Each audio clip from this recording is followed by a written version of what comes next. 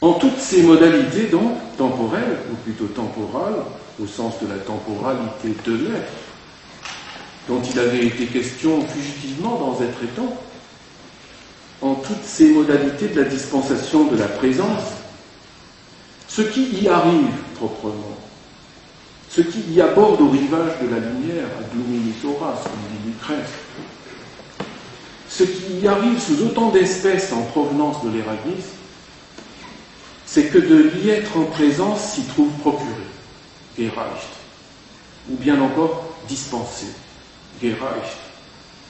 En tout cela, sous toutes ces formes, wird Anwesen gereicht, de la présence y est mystérieusement dispensé, procuré, sans qu'il y paraisse, et comme issu de quelque insondable provenance, celle-là même de l'éragnisme. Et il en est de même, ça ce sont les modalités temporales, mais il y a aussi des modalités épocales de l'histoire de l'être, les époques. Et il en est donc de même. L'éragnisme fait cela d'un seul tenant. Il en est de même pour ce qui est des modalités épocales, de la libre suite, de la freie Folge des époques dans lesquelles se trouve dispensée au rythme de l'histoire de l'être la Wandlungsfülle des Seins dont nous parlions tout à l'heure, la plénitude de l'être en ressources de mutation, de transformation, de métamorphose. Je cite Heidegger. Lorsque Platon présente l'être comme idéa ou comme koinonia des idées, Aristote comme energeia, Kant comme position, Hegel comme concept absolu, Nietzsche comme la volonté de puissance. Ce ne sont pas là des doctrines avancées de manière aléatoire, mais bien autant de mots de l'être en réponse à une interpellation qui parle dans l'envoi, s'y recelant lui-même, dans l'envoi de l'ilia être. À chaque fois ainsi contenu dans l'envoi qui retire, l'être se trouve désabrité, décelé aux pensées, dans toute la plénitude de son aptitude à la métamorphose, dans toute sa Wandlungsfülle des Seins. Fin de citation.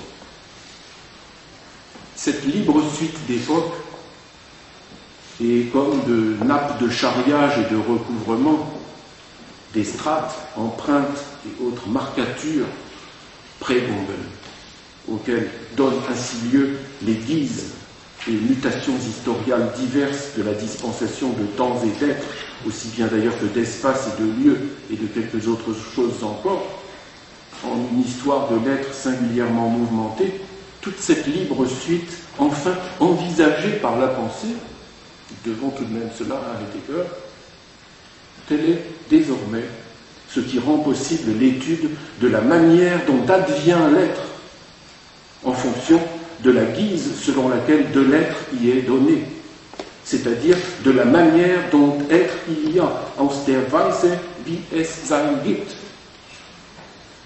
La structure même du don dont il s'agit dans l'Ilia, désormais lui-même prise en considération par la pensée, lie effacement dans le retrait de ce qui donne devant ce à quoi il est donné lieu d'être, dans le don même qui en est fait, permet enfin de donner à entendre la tendance à l'oubli de l'être, au profit de la fascination du seul étant, tendance à l'oubli de l'être, qui s'est déployée jusqu'à aujourd'hui et qui bat aujourd'hui son plein dans tout le cours de l'histoire de la métaphysique occidentale. Je cite, « Au début de la pensée occidentale, dit Heidegger, l'être y est certes bien pensé, mais non pas l'ilia, comme tel, non pas l'éragnisme, mais celui-ci s'y retire au profit du don qu'il y a, don qui, à l'avenir, sera pensé exclusivement comme être eu égard à l'étant, et ainsi ramené à un simple concept. Fin de citation. dans toutes ses modalités d'envoi, de décèlement, de désabritement, propres au mouvement d'immémoriale dispensation dont il s'agit dans l'Iliade, dans toutes ces mutations, aussi bien temporales qu'historiales, au sens d'une histoire de l'être. Dans tout cela, de l'être qui est dispensé, de l'être en présence, de l'y avenir à présence d'être, du laisser venir à la présence, s'y trouve décelé, désabrité, et comme inépuisablement dispensé et encore dispensé, des Reichs, charriés comme par le mouvement des marées dus au flux et reflux de quelque insondable océan, jusqu'à l'être de l'être humain. Sa demeure, précaire, la demeure des mortels. Ce dont il s'agit proprement dans l'Erasmus, dit Heidegger, c'est de ce mouvement d'approche, de tendance et de propension à venir concerner l'être humain, jusque chez lui, à le venir toucher et à l'atteindre jusque dans l'intimité de sa demeure. Ce dont il y retourne, c'est de l'événement même, l'Erasmus, qui donne lieu à temps et être, et qui lui-même, quant à lui, proprement n'arrive, ni n'a lieu, jamais, ni nulle part. Comme le dit lapidairement le texte de Temps et Être, je traduirai bien sûr, Das Ereignis ist weder, noch gibt es das Ereignis. J'essaie de traduire. Ni l'Ereignis n'est jamais, ni non plus il n'y a Ereignis. Encore, l'Erasmus n'est jamais, et d'Erasmus, il n'y a pas non plus. Difficile de traduire la formule lapidaire. Das Ereignis ist weder, noch gibt es das Ereignis. Il commence par Erasmus, il finit par Erasmus, tout cela est très composé, très écrit. Nous faisons ce que nous pouvons. Dans le mouvement de délicence et de dispensation dont il s'agit là, dans l'Iliade d'Erasmus, quelque chose comme un afflux, comme un apport de la venue à la présence se trouve donc désabrité et dispensé, jusqu'à atteindre, qui s'y découvre en quelque sorte un même l'énigme en situation de donataire.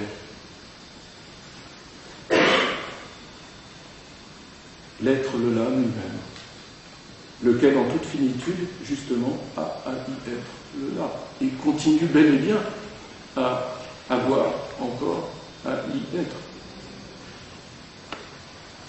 L'essentielle et instantielle exposition et ouverture à l'événement de cette déhiscence, à cette motion, à ce mouvement de dispensation et comme de correction, d'offrande d'être et de temps à son égard, et ce qui détermine et conditionne, comme en son essentielle exposition à tout vent, l'être, la maison même de l'être humain, son être même, mais aussi sa demeure.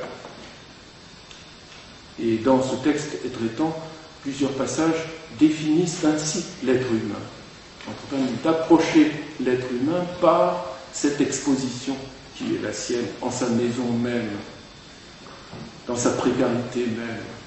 J'en cite deux passages. Qui sommes-nous? Restons prudents quant à la réponse, car il se pourrait que ce qui désigne l'être humain comme être humain se détermine justement à partir de ce que nous avons ici à penser. L'être humain, celui-là même que vient concerner la présence d'être, celui qui, à partir de ce qui vient ainsi à lui le concerner, devient lui-même, à sa manière, y présent d'être à tout ce qui lui vient ainsi à la présence ou s'en absente.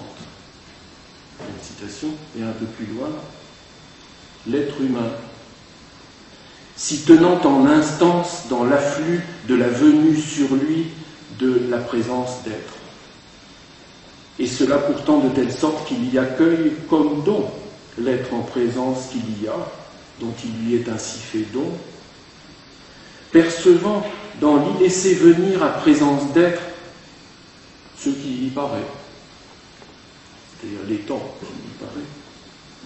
Si l'être humain n'était pas le perpétuel récipiendaire du don qui lui vient de cette y-présence d'être il y a, s'il n'atteignait point l'être humain ce qui lui est ainsi tendu, donné, dispensé dans le don das Hingabe gereichte, et ce don dut-il même venir un jour à cesser, alors ce ne serait pas seulement l'être qui demeurerait abrité en retrait, ni non plus seulement scellé sur lui-même, mais l'être humain lui-même demeurerait exclu de la portée et ampleur d'atteinte de l'Ilia être, aus der Reichweite des Es gibt sein. L'être humain ne serait donc plus l'être humain. Fin de citation.